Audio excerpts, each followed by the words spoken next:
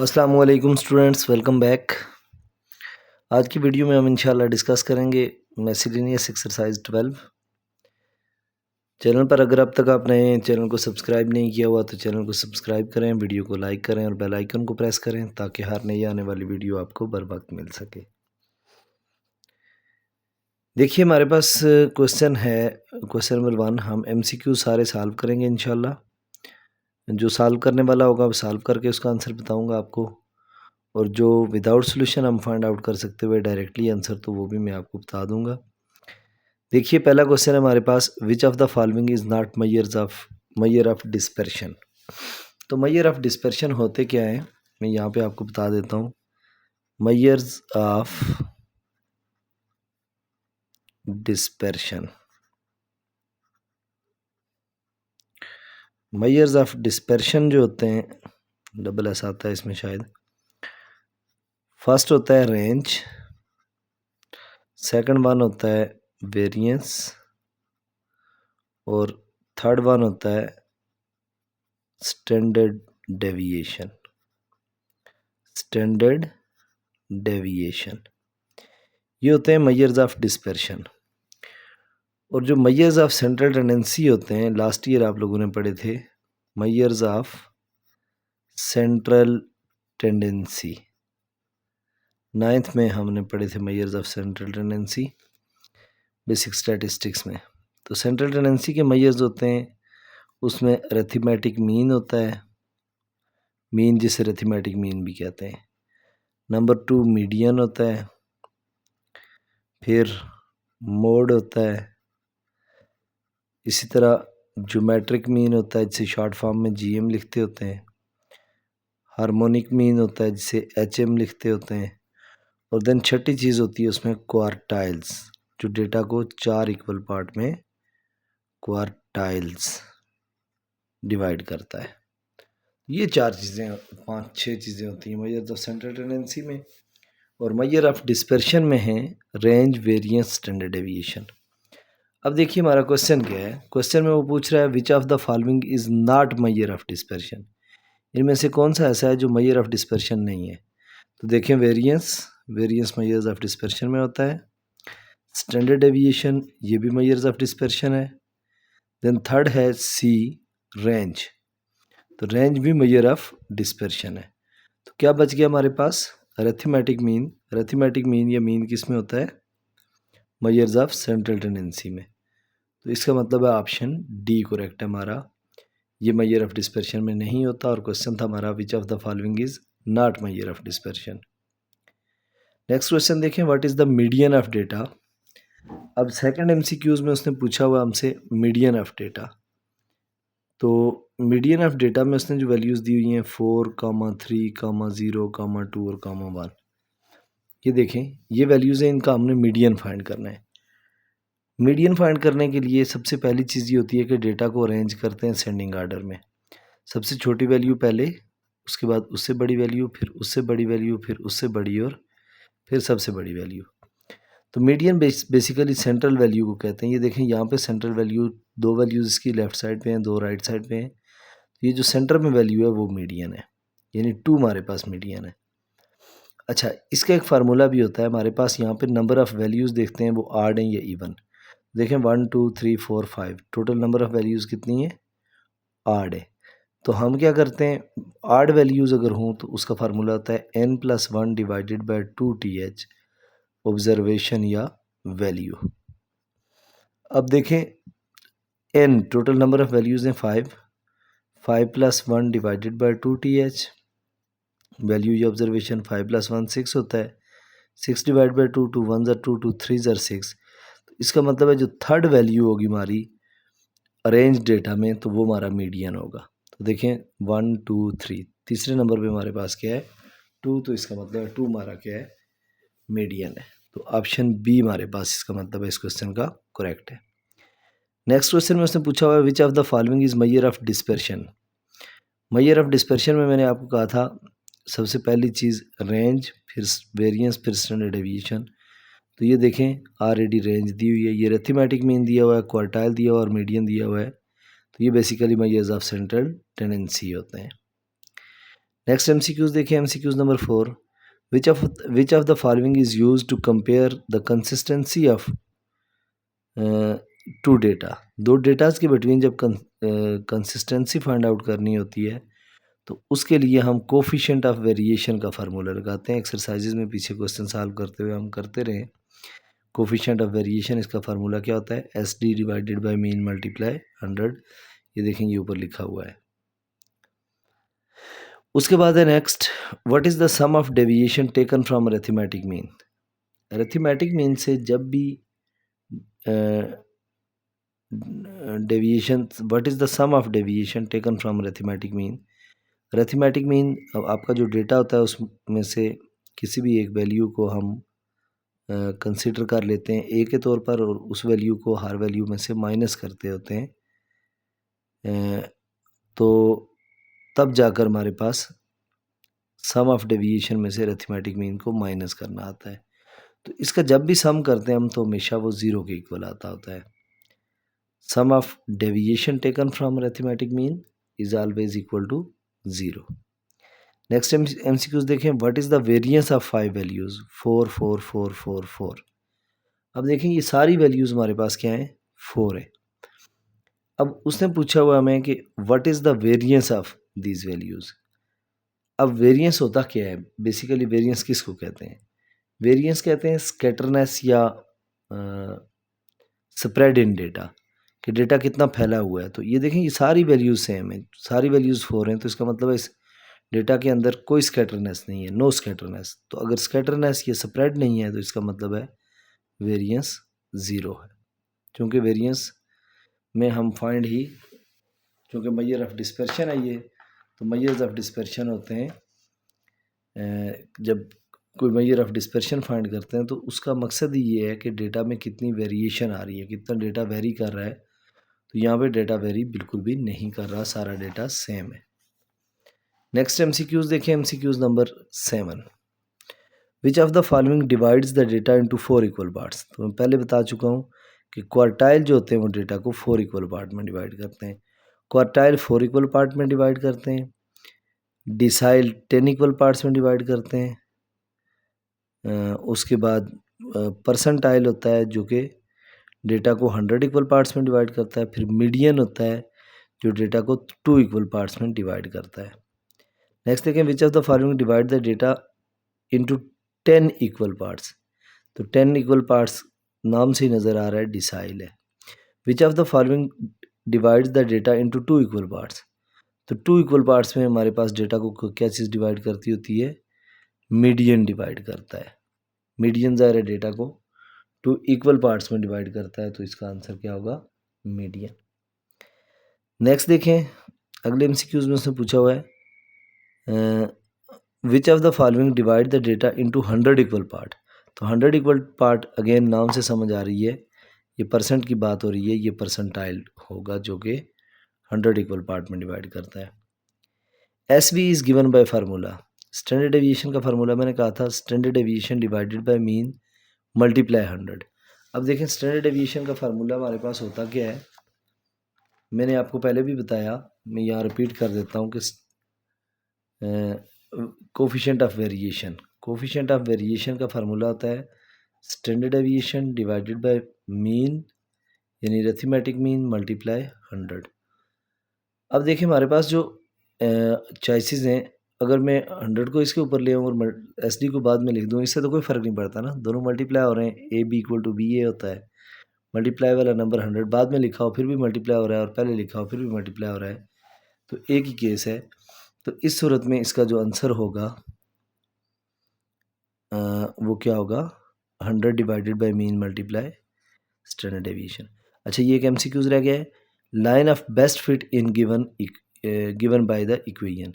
तो y equal to m x plus c equation होती है, ये हमारे पास option y equal to m x plus c. इससे हमें पता चलता होता है कि बेस्ट फिट लाइन कौन सी है, डेटा के सेंटर से कौन सी लाइन मूव कर रही है। अब एमसीक्यूज नंबर 13 देखें, probability of drawing a king in one draw is dashed in the probability of drawing 2 king in 2 draws. अब देखें इस क्वेश्चन में उसने मेंशन नहीं किया हुआ कि ये हमारे पास जो डेटा है वो विद रिप्लेसमेंट है, विदाउट रिप्लेसमेंट है, या किस तरह का डेटा है। देखें, अगर हम एक ड्रा में से उसने चूंकि कहा हुआ है कि जी probability of drawing a king in one draw, king कहाँ पे आता है, किंग क्वीन वगैरह ये सारे ताश के जो पत्ते होते हैं उसमें आते हैं। तो टोटल ताश के जो कार्ड्स होते हैं, टोटल कार्ड्स वो होते हैं 52। अब वो कहता है वन किंग आने की प्रोबेबिलिटी कितनी है। तो बेटा वन किंग आने की प्रोबेबिलिटी होगी, टोटल जो 52 कार्ड्स होते हैं उसमें 4 किंग्स होते हैं।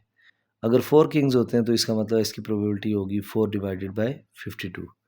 अब देखें 4 डिवाइड बाय 52 किसके इक्वल होता है, 4 डिवाइडेड बाय 52, तो ये इक्वल होगा 0.076, यानी ये ऑलमोस्ट 0.077 है। 769 लिख लें, 0.77 लिख लें। अब ये एक केस था। इसी क्वेश्चन में दूसरी चीज़ वो पूछ रहा है, इसकी वैल्यू तो ये आ गई जब वन कार्ड पिक करते हैं। अब वो दूसरी बात ये कह रहा है कि इसकी प्रोबेबिलिटी को हमने चेक करना है of drawing 2 kings in 2 draws. देखें, इसका मतलब है ये इंटरसेक्शन है उनका, तो हम लिखेंगे प्रोबेबिलिटी ऑफ, मतलब जो फर्स्ट है और जो सेकंड है मैं उसे ए इंटरसेक्शन बी लिख देता हूँ, वो किसके इक्वल होता है, probability of A multiply probability of B. देखें इस केस में एक दफ़ा जब आप पिक करते हैं एक कार्ड, तो आपके पास टोटल कार्ड कितने थे, 52। तो इसका मतलब प्रोबेबिलिटी ऑफ ए होगा 4/52 मल्टीप्लाई प्रोबेबिलिटी ऑफ बी। अब देखें एक कार्ड हम पिक कर चुके हैं किंग का, पीछे हमारे पास जो डेटा है उसमें कितने किंग रह गए, 3 किंग रह गए, और डेटा कितना रह गया है, एक कार्ड पहले पिक हुआ है, तो ये बाकी डेटा कितना होगा, 51 होगा। तो अब जब इन्हें मैं मल्टीप्लाई करूँगा, 4 × 3 12 हो जाएगा, डिवाइडेड बाय 52 × 51, 52 × 51, तो ये वैल्यू आ जाएगी 2652। अब इसका मतलब है 12 divided by 2652 is equal to, ये वैल्यू आ गई मेरे पास, ये देखें 4.542 मल्टीप्लाई 10⁻³ -3 है, तो इसका मतलब ये होगा 0.004।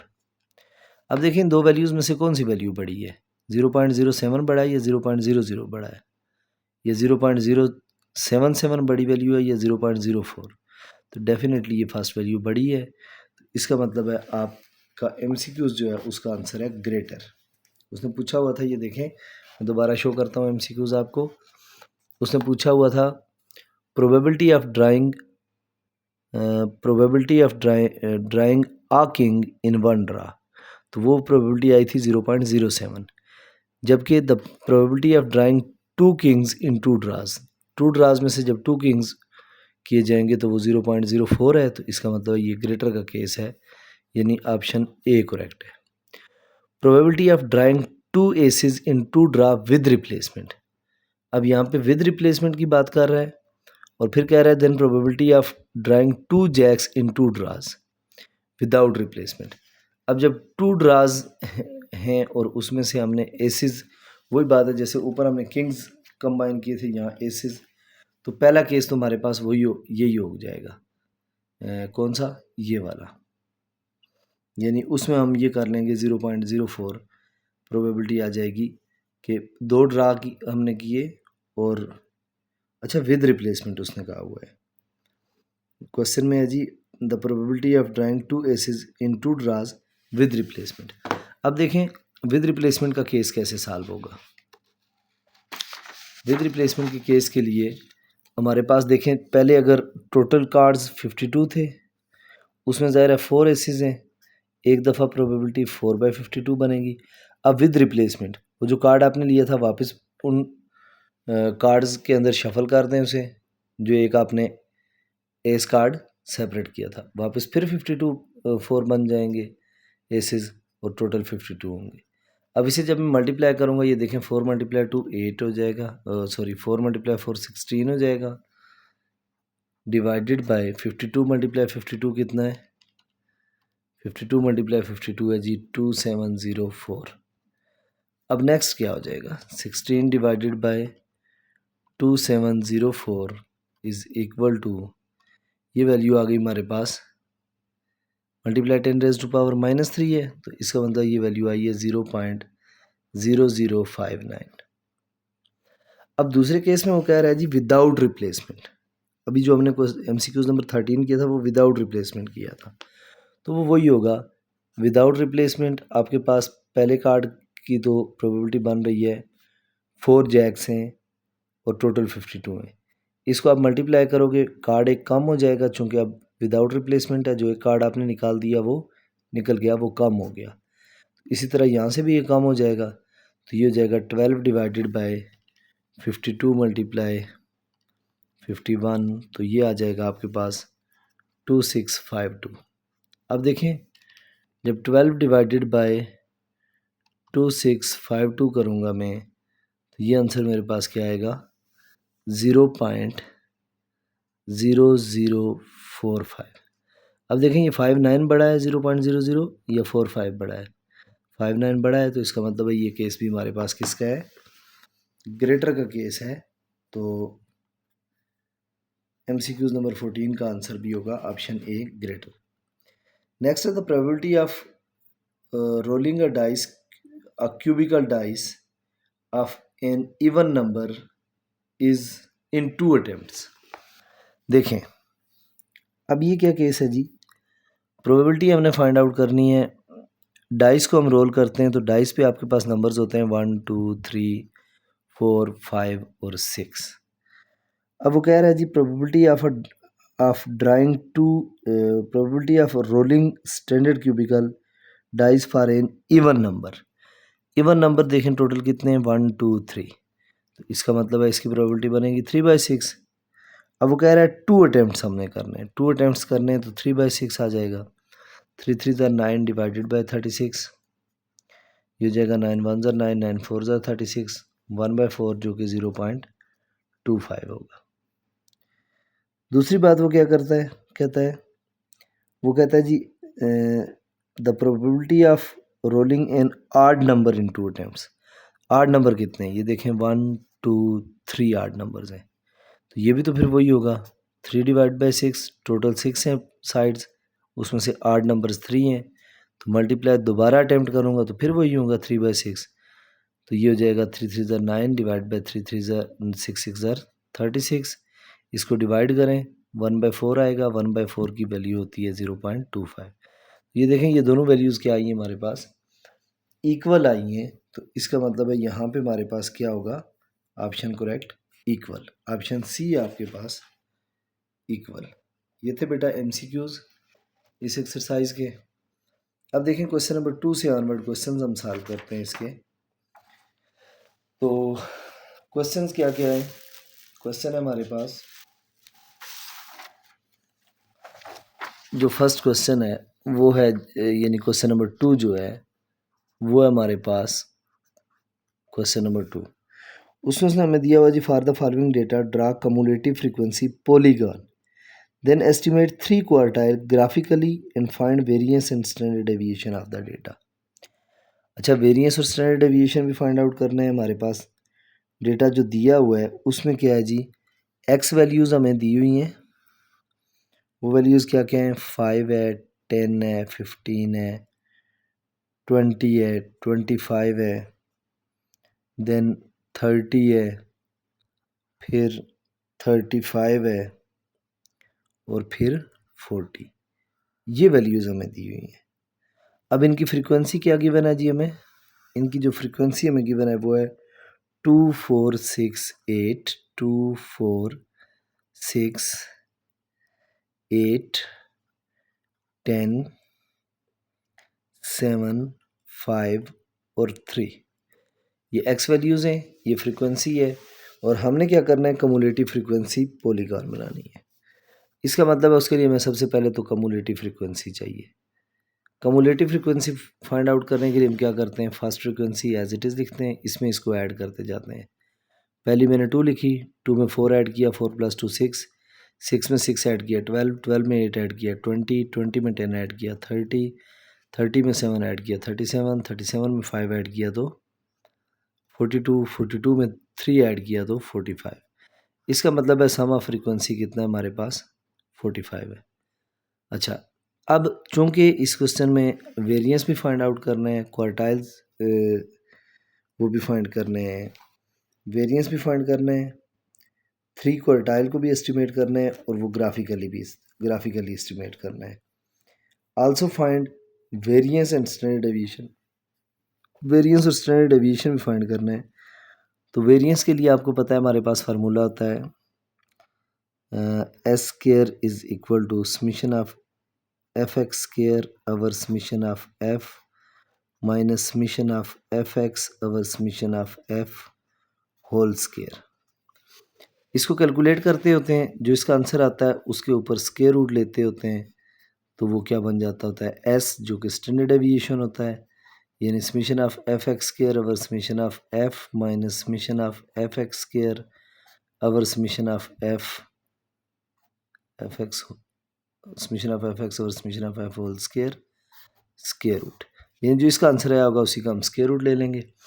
इसके लिए हमें क्या क्या चाहिए, समेशन ऑफ एफ तो हम फाइंड कर चुके हैं, summation of F X square और समेशन ऑफ एफ एक्स भी चाहिए। एफ एक्स का सम यहाँ पे आ जाएगा और summation of F X square के लिए एक्स स्क्वायर फाइंड करेंगे, फिर हम वो जो एक्स स्क्वायर आया होगा उसे एफ से मल्टीप्लाई करेंगे तो एफ एक्स स्क्वायर बन जाएगा। हाँ, अब उससे पहले हम ये करते हैं, इस टेबल को कंप्लीट कर लेते हैं, देन एक ही दफ़ा फाइंड करते हैं सारी चीज़ें। वैसे तो ग्राफ बनाने के लिए हमें 2 चीज़ें चाहिए होती हैं, कम्युलेटिव फ्रीक्वेंसी और अपर क्लास बाउंड्रीज। ये जो एक्स वैल्यूज़ हैं ना, आप ये समझें ये अपर क्लास बाउंड्रीज हैं, क्योंकि क्लास बाउंड्रीज तो हमें दी हुई नहीं है। ये जो एक्स की वैल्यूज़ हैं यही हमारी अपर क्लास बाउंड्रीज हैं। अब जब हम ग्राफ बनाएंगे इसका, तो देखें ग्राफ में क्या होगा, हमने क्वार्टाइल्स फाइंड करने ग्राफ की मदद से। तो ये देखिए, ग्राफ की मदद से क्वार्टाइल फाइंड करने के लिए हम क्या करेंगे, सबसे पहले इसे ग्राफ को ड्रा करते हैं हम, उसके बाद बाकी चीज़ें देखते हैं। ग्राफ कैसे ड्रा होता है हमारे पास, यहाँ से ये एक्स एक्सिस और वाई एक्सिस बना लें, वैल्यूज़ पॉजिटिव हैं तो मैं एक ही क्वाड्रेंट बनाता हूँ। अब ये देखिएगा, एक्स एक्सिस पे जो मेरे पास वैल्यूज़ होंगी वो मैं एक्स की वैल्यूज़ लूँगा, और वाई एक्सिस में जो मैं लूँगा वो क्या होगा, कम्युलेटिव फ्रीक्वेंसी होगा। इस तरफ कम्युलेटिव फ्रीक्वेंसी और इस तरफ हमने क्या करना है, अपर क्लास बाउंड्रीज लेनी होती हैं, जो कि इस टाइम हमारे पास एक्स वैल्यूज़ होंगी।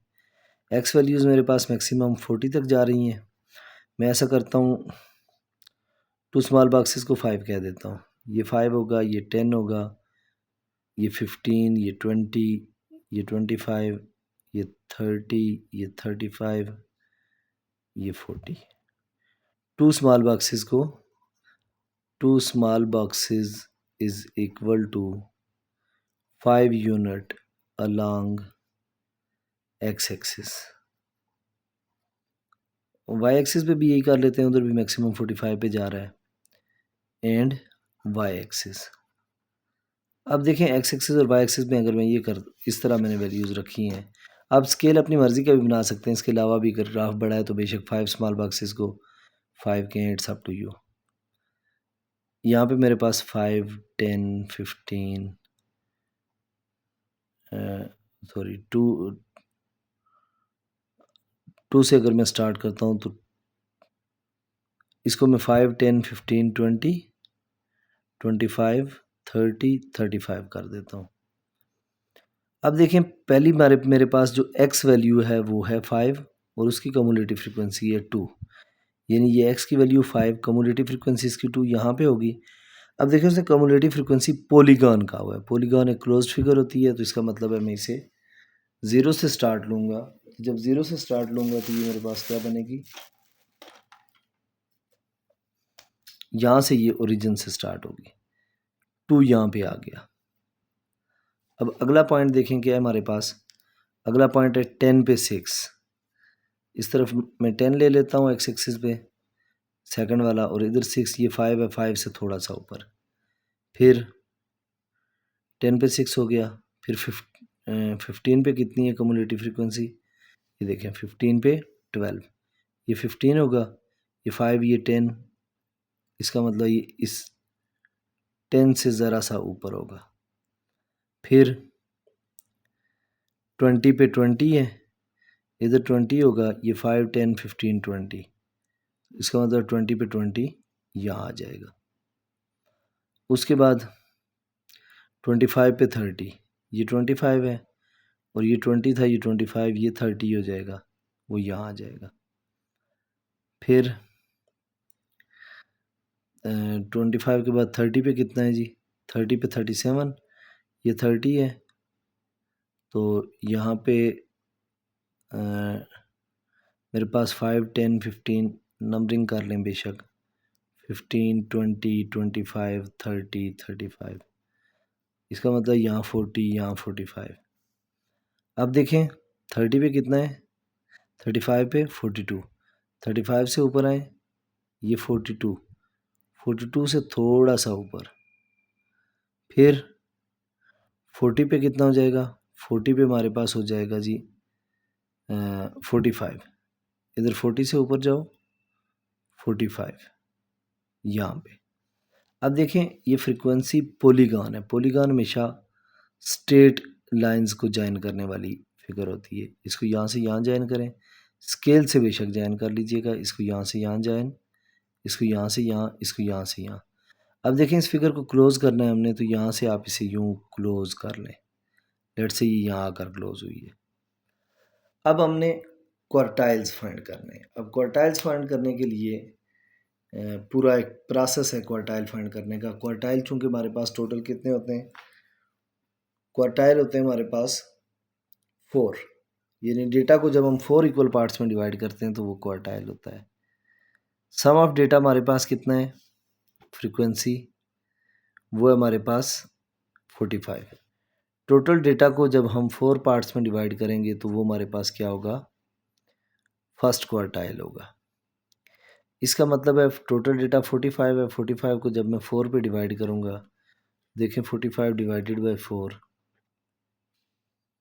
45 डिवाइडेड बाय 4, ये वैल्यू क्या आ गई मेरे पास 11.25।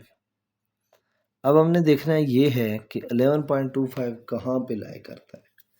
जहाँ पे 11.25 लाई करता है, क्या वो उसको जब हम ग्राफ से ज्वाइन करते हैं तो वो हमारे पास एक्स एक्सिस पे कौन सी वैल्यू को टच करता है, हमने एक्चुअली ये देखना है।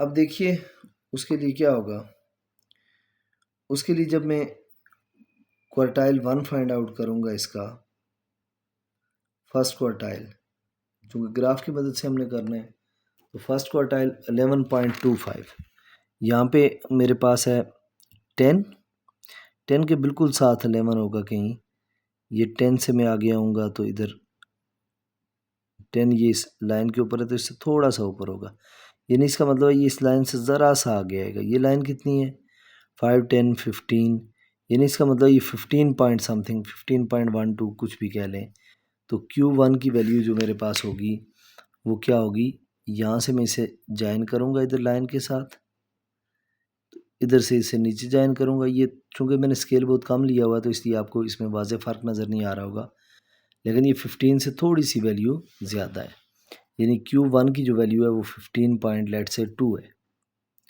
अप्रॉक्सीमेटली हम ले रहे हैं। अच्छा, अब जो Q2 होगा, Q2 क्या होता है 2 इंटू n/4, 2 1 ज़ा 2 2 2 ज़ा, तो ये 45 डिवाइड बाई 4 हो जाए, सॉरी 45 डिवाइड बाई 2 हो जाएगा, 2 1 ज़ा 2 2 2 ज़ा 4। अब देखें 45 को जब मैं 2 पे डिवाइड करूँगा, 45 डिवाइडेड बाय 2, तो ये आ जाएगा हमारे पास 22.5। अब अगर ये वैल्यू 22.5 आ रही है तो हमने देखना है यहाँ 22.5 कहाँ पे है, वो यहाँ पे होगा, तो 20 से थोड़ा सा ऊपर इस लाइन से वो थोड़ा सा इधर आएगा, तो यहाँ से जब नीचे आएंगे तो ये देखें ये 15 था, ये 20 है, इसका मतलब है ये कोई 21 22 पॉइंट समथिंग इस तरह कोई आ रही है value. Q2 is equal to लेट से वो भी 22.5 आ रही है, ये 22 आ रही है, कुछ भी कह सकते हैं, अप्रॉक्सीमेटली ले लें। तो इसको यहाँ से आप इस तरफ ज्वाइन करेंगे, स्केल से ज्वाइन कीजिएगा, और इसको नीचे ज्वाइन करेंगे, थोड़ा सा इधर होगा, आप स्केल थोड़ा बड़ा बना लीजिएगा, 5 स्मॉल बॉक्सेस रख लीजिएगा तो वो ज़्यादा क्लियर डेटा आपको नज़र आएगा। नेक्स्ट Q3 फाइंड आउट करना है इसी का। तो Q3 के लिए क्या करेंगे, 3 into N by 4। 3 into N by 4 का मतलब है 3 इंटू 45 डिवाइडेड बाई 4। अब देखें ये क्या वैल्यू आएगी, 3 मल्टीप्लाई 45 डिवाइडेड बाई 4, तो ये आ गया 33.75। अब आपने यहाँ पे ढूंढना है 33.75 कहाँ है। ये 30 है, ये 35 है, इसके मिड में 32.5, तो 33.5 वैल्यू है, यानी इसके मिड से थोड़ा सा ऊपर होगी। इसको यहाँ से इधर ला कर ज्वाइन करोगे और यहाँ से फिर आप नीचे आएंगे यूँ। अब होगा क्या, यहाँ पे था हमारे पास 5, 10, 15, 20, 25, ये 25 से थोड़ा ऊपर है, यानी ऑलमोस्ट 26, 27 या 27.5 कुछ इस तरह वैल्यू आपके पास आ रही है Q3 की। अब देखें, जब वेरिएंस और स्टैंडर्ड डेविएशन इस क्वेश्चन में फाइंड करना है तो उसके लिए मैं fx को फाइंड आउट करता हूँ। fx का मतलब 5 2 ज़ार 10, 10 4 ज़ार 40, 15 मल्टीप्लाई 6 90, हाँ जी 90, फिर fx 20 multiply 8 160, 25 multiply 10 250, 30 multiply 7 210, 35 multiply 5 175, 40 multiply 3 120, इन सब का सम कर लें। 10 plus 40 plus 90 plus 160 plus 250 plus 210 plus 175 plus 120, ये वैल्यू आ गई 1055। अब एक्स स्क्वायर, इन एक्स की सारी वैल्यूज़ का स्क्वायर करना है। 5 का स्क्वायर 25, 10 का स्क्वायर 100, 15 का स्क्वायर 225, 20 का स्क्वायर 400, 25 का स्क्वायर 625, 625, फिर 30 का स्क्वायर 900, 35 का स्क्वायर 1225, और फिर है जी 40 का स्क्वायर 1600। ये एक्स स्क्वायर आ गया। इन सारी वैल्यूज़ को एफ के साथ मल्टीप्लाई करना है। 25 5 ज़ार 125, 100 10 ज़ार 1000, 225 मल्टीप्लाई 15, 225 मल्टीप्लाई 15, ये आ जाएगा 3375, फिर 400 multiply 20, 400 multiply 20, 400 multiply 20, 8000, 625 multiply 25, 15625, 90 multiply 900 multiply 30, 2700, 27000, 1225 multiply,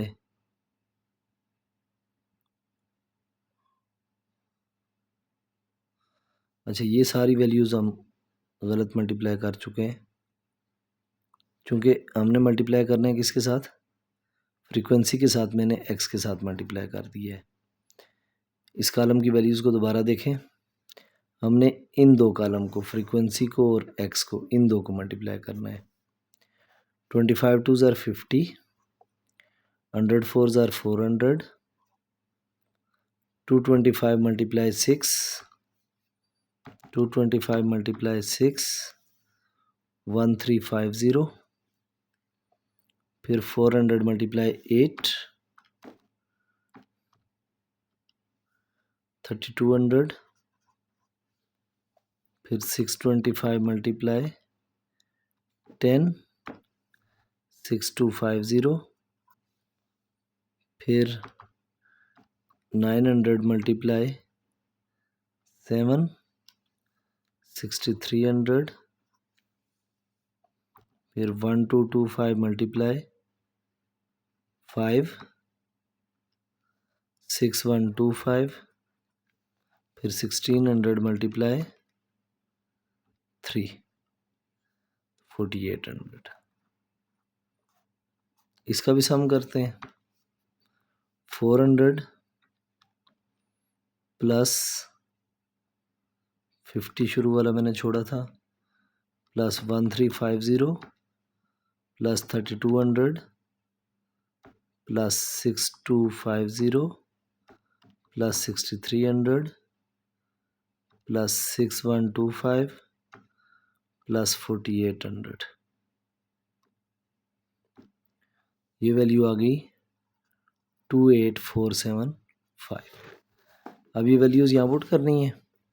यह आ जाएगा 28475 डिवाइडेड बाय 45 माइनस 1055 ओवर 45 का स्क्वायर। अब देखिए ये वैल्यू क्या आएगी।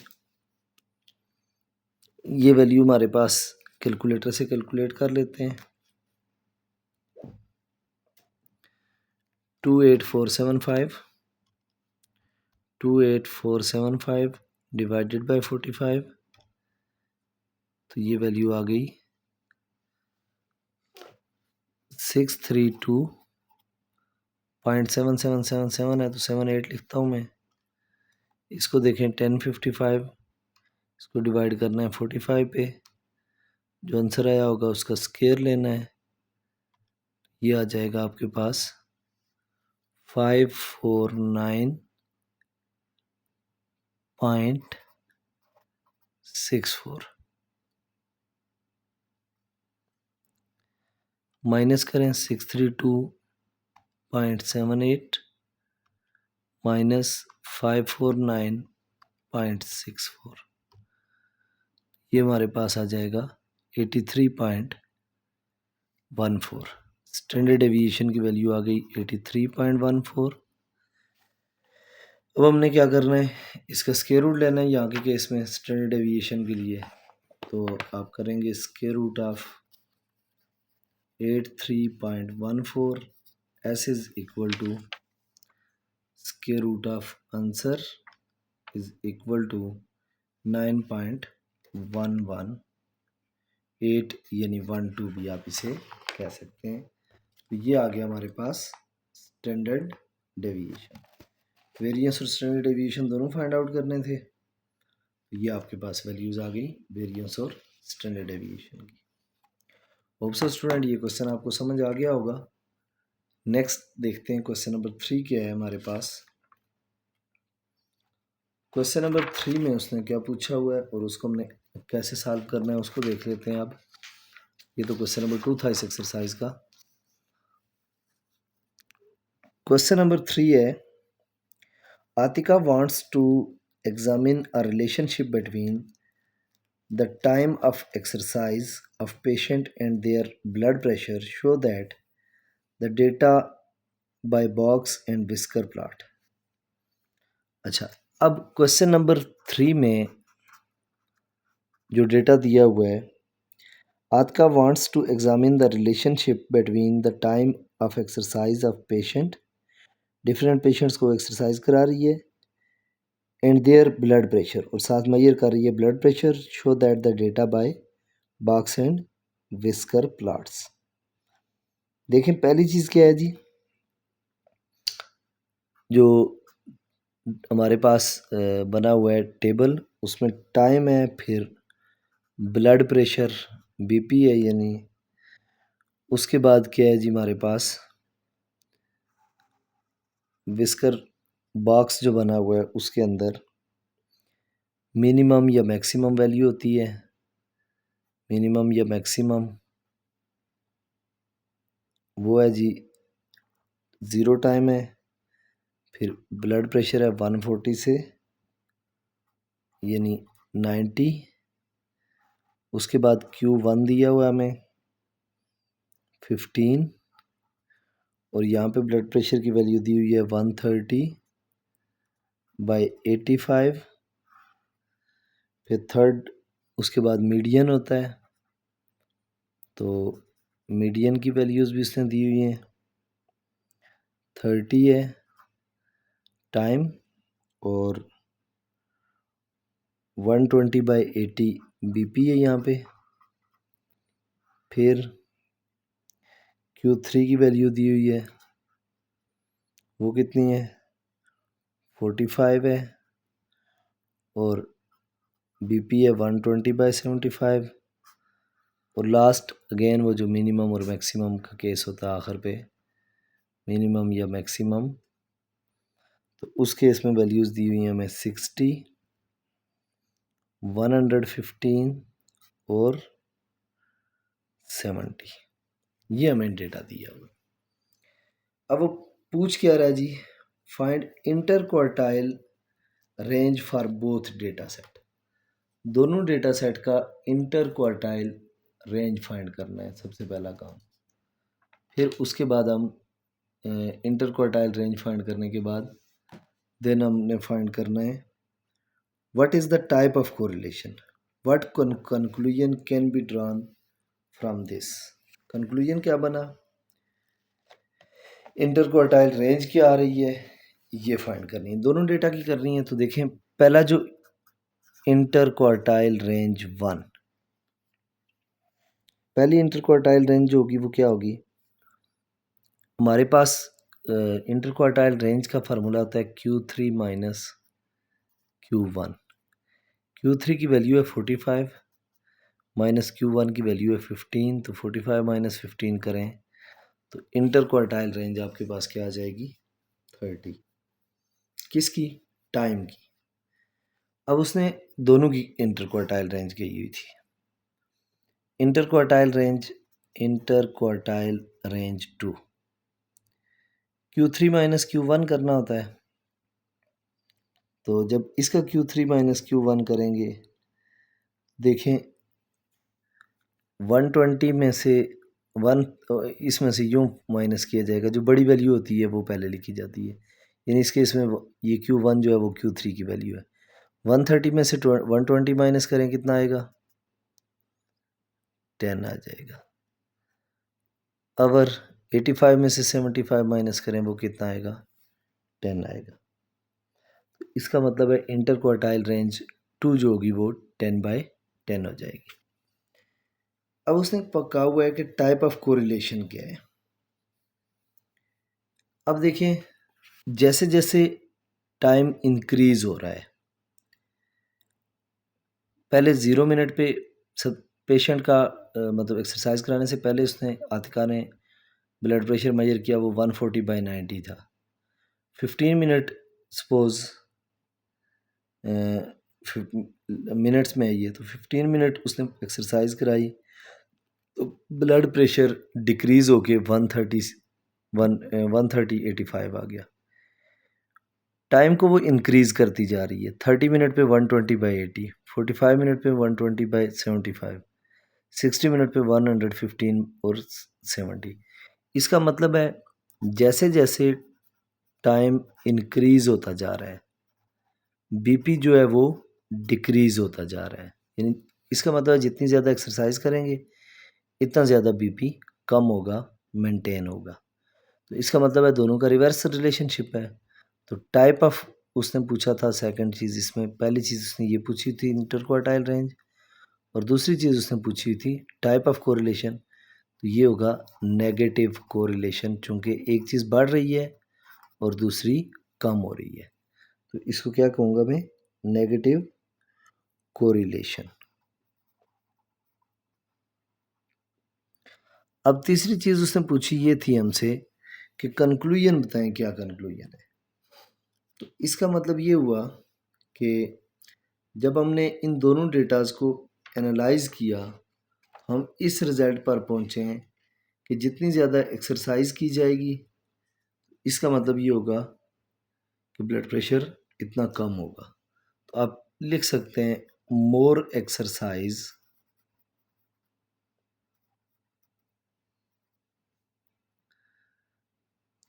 टाइम caused reduction in या decrease in ब्लड प्रेशर। अपनी मर्जी की स्टेटमेंट लिख सकते हैं। आप लिख सकते हैं as exercise time increase blood pressure tends to decrease, या as exercise time increase it caused by decrease या रिडक्शन इन ब्लड प्रेशर। तो इस तरह से आप मिलती जुलती कोई भी स्टेटमेंट लिख लें जिससे आपका रिजल्ट कंक्लूजन लिखा जा सके।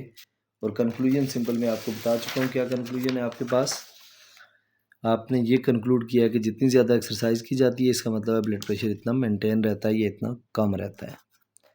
The next question is question number 4। Question number 4 में वो पूछ रहा जी, a sports coach wants to analyse the time performance of athletes in an event. Draw the box and whisker plot to show the median time of 20 seconds. Median time कितना second? 20 seconds. Q1 of 10 second और Q3 of 30 second. Find the percentage of athletes. अब उसने percentage भी पूछी हुई है इसकी। Find the percentage of athletes could perform in first 10 seconds. Also find interquartile range. अब फिर उसने दो तीन चीज़ें पूछी हुई हैं। सबसे पहले वो ये कह रहा है कि ये जो डेटा है इंटरक्वार्टाइल रेंज फाइंड आउट करें, और इंटरक्वार्टाइल रेंज के बाद उसने हमें पूछा हुआ है कि फर्स्ट 10 मिनट में उसने कितनी एक्सरसाइज की है। अब देखें हमारे पास जो डेटा है उसमें Q1 हमें दिया हुआ है, उसने कितना है 10। Q3 भी दिया हुआ है उसने, वो है 30, ये सेकंड्स में है 10 सेकंड, और ये भी 30 सेकंड। अब अगर इंटर क्वार्टाइल रेंज फाइंड करना है मैंने इस डेटा का, फार्मूला क्या है इंटर क्वार्टाइल रेंज का? Q3 माइनस Q1, यानी इसका मतलब है 30 माइनस 10 करेंगे तो इंटर क्वार्टाइल रेंज का आंसर क्या आ जाएगा? 20 सेकेंड्स। अब देखिए वो कह रहा है कि दूसरी चीज़ उसने पूछी हुई थी कि find what percentage of athletes could perform in first 10 seconds. अब अगर फर्स्ट 10 सेकेंड की बात करें, Q1 की वैल्यू है फर्स्ट 10 सेकेंड। अब देखें जो टोटल डेटा है, लेट से वो परसेंटेज में निकालना है तो 100 है। अब देखें ये इसे हम 4 इक्वल पार्ट्स में डिवाइड करते हैं।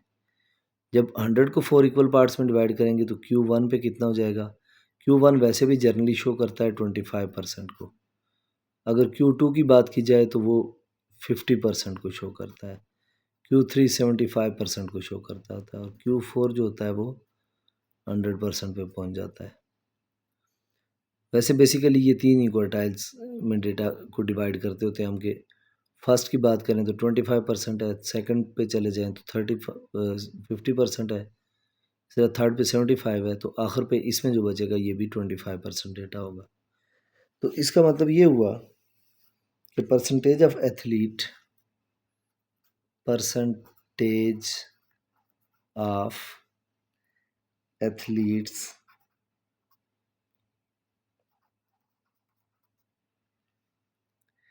in first 10 seconds is 25%।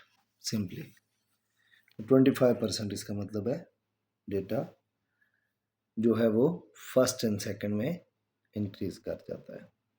ये था क्वेश्चन नंबर 4। अब क्वेश्चन नंबर 5 देखें। Given box and whisker plot shows the marks of 4 boys of मयर। Question number 5।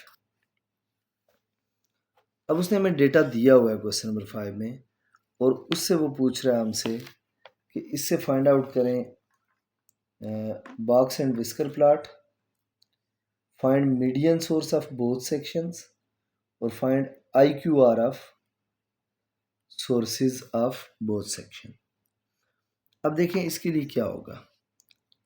हमारे पास जो बॉक्सेस दिए हुए हैं, ये दो केसेस हैं इस क्वेश्चन के। Given box and whisker plot shows, hazel और मॉवे ये कोई दो नाम हैं स्टूडेंट के। अब वो कहते हैं find median source of both section. अब बोथ सेक्शन का अगर मीडियन सोर्स फाइंड आउट करना है तो उसके लिए हम क्या करेंगे।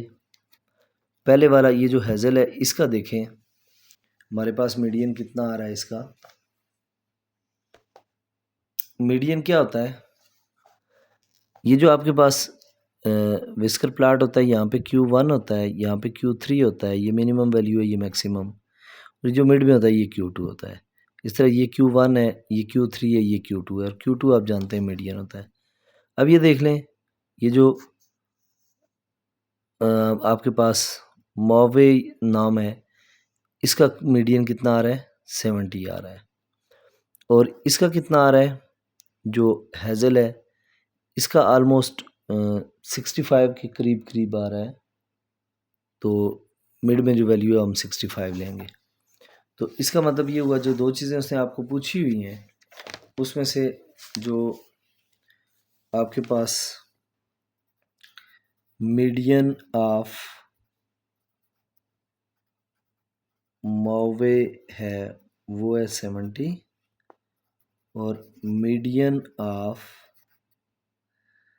हेजल जो है वो है आपके पास 65। अब दूसरी चीज़ उसने क्या कहा हुआ है, इंटर क्वार्टाइल रेंज दोनों की फाइंड करनी है। अब इंटर क्वार्टाइल रेंज के लिए हमें Q3 चाहिए और Q1 चाहिए। अब देखें, मैं इसका इंटर क्वार्टाइल रेंज ऑफ मोवे के लिए मैं M लिखता हूँ। इसके लिए मुझे Q3 माइनस Q1 करना है। Q3 और Q1 की वैल्यूज़ इसकी ढूंढता हूँ मैं।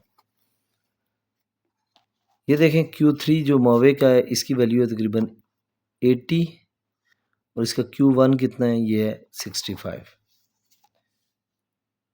या हाँ जी ये 65 है तकरीबन। तो देखें इसका मतलब है 80 माइनस 65 करूँगा मैं तो ये कितना आ जाएगा, 15। इस तरह इंटर क्वार्टाइल रेंज जब मैंने फाइंड करनी है हेजल की, उसके लिए मैं H लिख देता हूँ। अब उसका Q3 और Q1 फाइंड करता हूँ। अब उसका Q3 क्या है, ये देखें वो ऑलमोस्ट 70 पे है, और उसका Q1 कितना है, वो 60 पे है। तो इसका मतलब है 70 माइनस 60 होगा, तो इसका आंसर आ जाएगा 10। ये था बेटा क्वेश्चन नंबर 5। अब देखते हैं क्वेश्चन नंबर 6 और 7 में क्या है।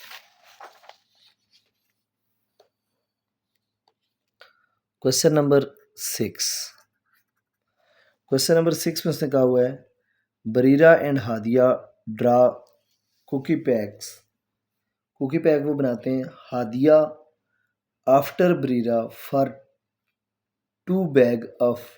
a bag of choco cookie and 3 lemon cookies. Find the probability of drying both lemon cookies.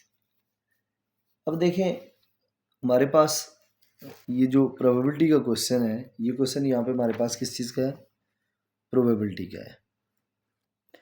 दो इवेंट है हमारे पास, जो टोटल कुकीज़ हैं देखें टोटल आउटकम्स जो है हमारे पास वो कितने हैं। दो आपके पास चोकोज हैं और 3 आपके पास लेमन्स हैं। इसका मतलब है टोटल कितने बन गए, 5, जो कि Breera draw first then Hadiya. अब देखें वो उसने पूछा probability of Breera drawing lemon cookies. देखें सिंपल सी बात है,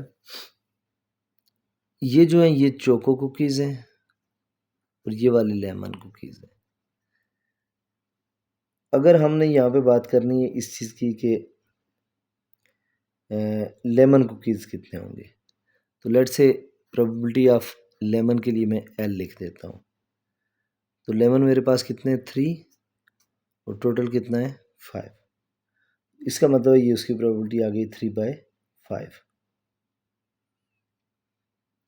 3/5 को अगर आप कन्वर्ट करना चाहें 3/5 देख लें, ये 0 और 1 के बिटवीन वैल्यू होती है 0.6। अब उसने probability of Hadiya drawing a lemon cookie after Breera drawing a lemon cookies. अच्छा, अब देखें इस केस में हमारे पास जो है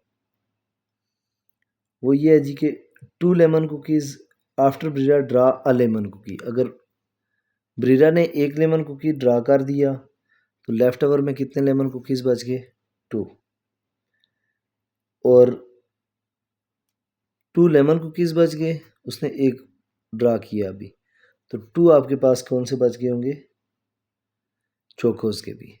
इन दोनों को प्लस करो तो टोटल कितना आ जाएगा आपके पास 4। अब हमने जो प्रोबेबिलिटी फाइंड करनी है Hadiya drawing a lemon cookies, lemon cookies total 2 बच गए थे, अवर इसका टोटल कितना था 4, ये हो जाएगा 1/2 जिसे आप 0.5 कह सकते हैं। अब probability of both event, probability of both की अगर बात करें तो इसका मतलब ये हुआ, इस आप दो प्रोबेबिलिटीज फाइंड की हैं, इसे आप L1 कह दें, इसे आप L2 कह दें। तो इसका मतलब है हम फाइंड करेंगे probability of L1 intersection L2, probability of L1 multiply probability of L2। अब आपकी मर्ज़ी, आप 3/5 मल्टीप्लाई 1/2 करें या डायरेक्ट 0.6 मल्टीप्लाई 0.5 करें। 3 1 ज़ा 3 डिवाइडेड बाई 5 2 ज़ा 10 होगा, और अगर डिवाइड करके ही चेक करने हैं तो ये 0.3 डिवाइडेड बाई 10, ये वैल्यू आ जाएगी आपके पास 0.3।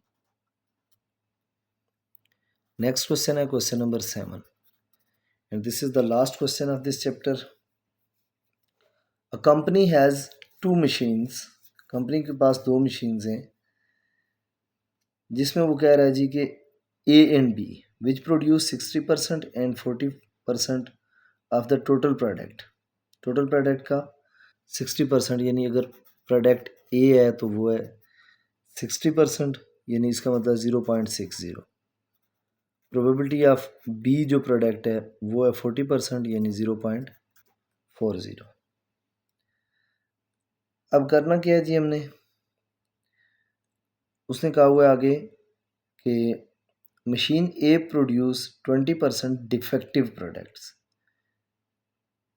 And machine B produces 15% defective products. What is the probability that a randomly selected product is defective? अब देखें, ज़ाहिर है मशीन ए ने जो डिफेक्टिव बनाए और जो मशीन बी ने डिफेक्टिव बनाए वो दोनों अलग अलग होंगे। इसका मतलब ये हुआ कि एक मशीन जो है ए वो 0.20 उसके पास प्रोबेबिलिटी थी 20%, यानी डिफेक्टिव की, और मल्टीप्लाई वो प्रोडक्ट टोटल बना रही थी 0.60। इसको हम प्लस कर देंगे, सेकंड मशीन की 0.5 डिफेक्टिव है और मल्टीप्लाई उसकी प्रोबेबिलिटी थी 0.40। अब सिंपल इसे कैलकुलेट करते हैं, जो आंसर आएगा वही हमारे पास रिक्वायर्ड आंसर होगा। 0.20 मल्टीप्लाई 0.60, ये आपके पास वैल्यू आ गई 0.12, प्लस 0.15 मल्टीप्लाई 0.40, तो ये वैल्यू हमारे पास आ गई 0.06। 0.06। अब इन्हें ऐड कर दें, 0.12 12 प्लस 0.06, इसे इक्वल करें तो ये आंसर हमारे पास आ गया 0.18। इसका मतलब ये हुआ, hence the probability of that randomly selected product is defective is 0.18। ये था बेटा last question of this exercise. So हमारा चैप्टर कंप्लीट हो गया। इंशाल्लाह हम नेक्स्ट वीडियो में नेक्स्ट चैप्टर स्टार्ट करेंगे।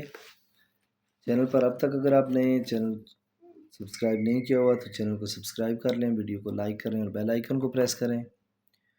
और जो भी आपका रिक्वायर्ड क्वेश्चन हुआ करे तो आपके पास टाइम मौजूद होता है वीडियो पे, डिस्क्रिप्शन में आप टाइम पे जाकर अपना जो भी डिज़ायर्ड क्वेश्चन है आपका उस पर क्लिक करके आप डायरेक्टली अपने क्वेश्चन पे जा सकते हैं। मिलते हैं इंशाल्लाह नेक्स्ट वीडियो में, तब तक के लिए अल्लाह हाफिज़।